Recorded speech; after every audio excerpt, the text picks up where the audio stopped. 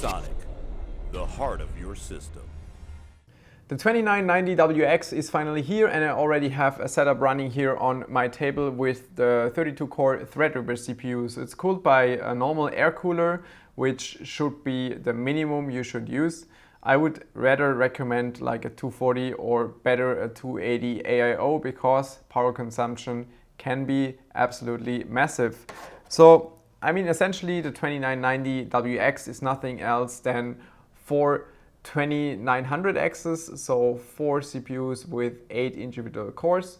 And the result, obviously, if we take into account that one of those chips typically consumes around 140 to 180 watt while it's overclocked, then you can kind of estimate that the power consumption of an overclocked 32-core 2990WX will be quite a lot. So base here is the ASUS Zenith Extreme, and I have 32 GB of G.Skill Trident C RGB memory on here. And we will directly switch over to my desktop, where you can see that I already performed a Cinebench single core run, and the result at stock was 166 Cinebench points.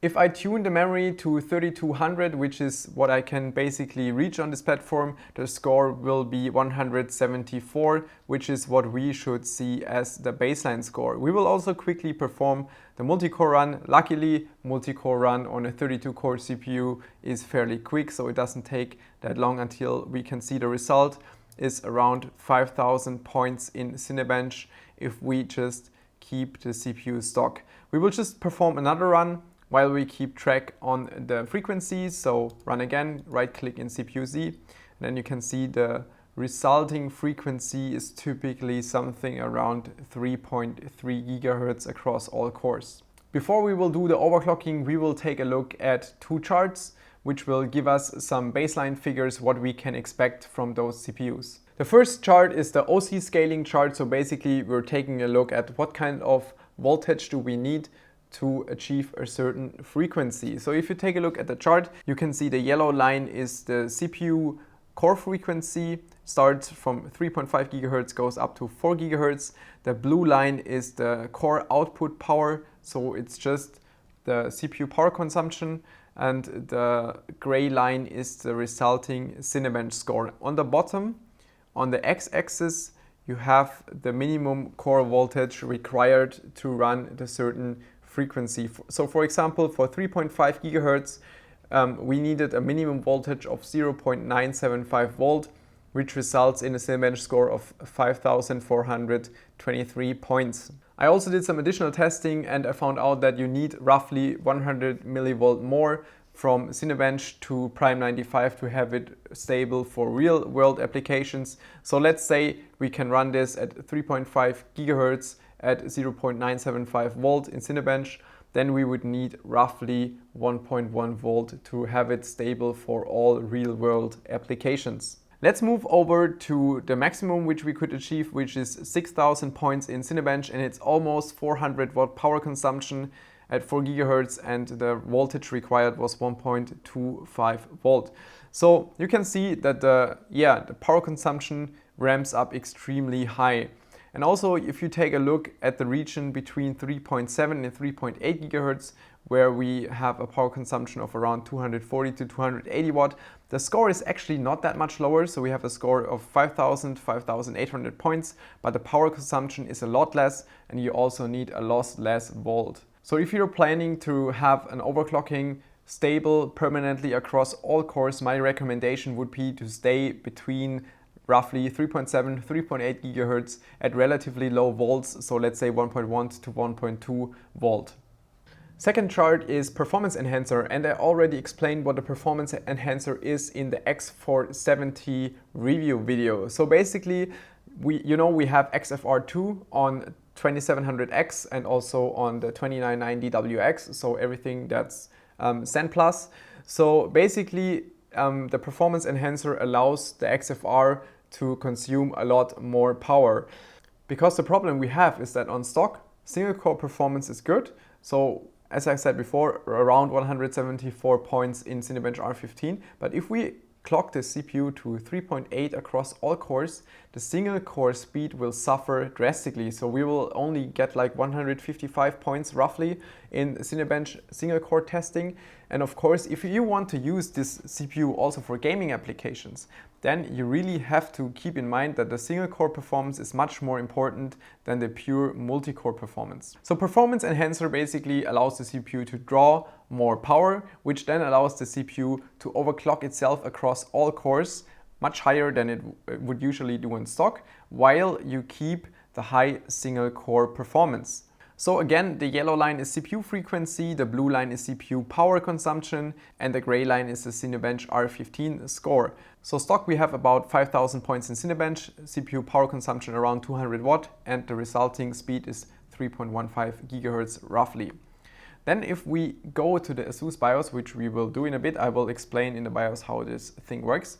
So all we have to do is we set the performance enhancer to level 3, which then boosts the CPU to 3.75 gigahertz, which results in a power consumption of 410 watts. So that's actually quite a lot. But the Cinebench score in multi-core performance is almost 5,800 points. So that's actually quite solid. So we are now in BIOS and we will perform a basic overclock across all cores. So first thing we do is we go to AI overclock tuner, set it to DOCP, which is basically XMP for AMD. You can see that my sticks are 3600 modules, which is a bit too much for the Threadripper 2. So we have to lower this to around 3200 megahertz, which should be safe on this chip. Then we adjust the CPU core ratio to 38, which will result in 3800 megahertz across all cores. Go to external DigiPlus power control, change the CPU current capability to 140% basically, so the mainboard would not shut down if the CPU is consuming a lot of power. We go to CPU core voltage, adjust it to manual mode, and adjust it to 1.225 volt, which I found out for my CPU is what I need to have it stable in every situation. Hit F10, apply the settings, and then we will quickly go to Windows. So we're back in Windows. I quickly performed the Cinebench single core run. You can see the score is 157, which is quite a lot lower than stock. As I said before, it's 166, while you keep the memory at 2133 megahertz. But if you adjust the memory to 3200, then the resulting single core speed is around 174. So we will also quickly perform a multi-core test. You can see if I click right in CPU-Z that it's 3.8 gigahertz across all cores stable. Score is as expected around 5,800 points. So if you're just aiming for permanent multi-core performance, if you're just rendering, if you just have workstation loads, this is probably the way you want to overclock your CPU. But if you're a gamer, then I will show you what you should do. We are back in BIOS. Basically everything is set to defaults. The only thing I already did is adjust the AI overclock tuner back to DOCP and also adjust the memory frequency to 3200.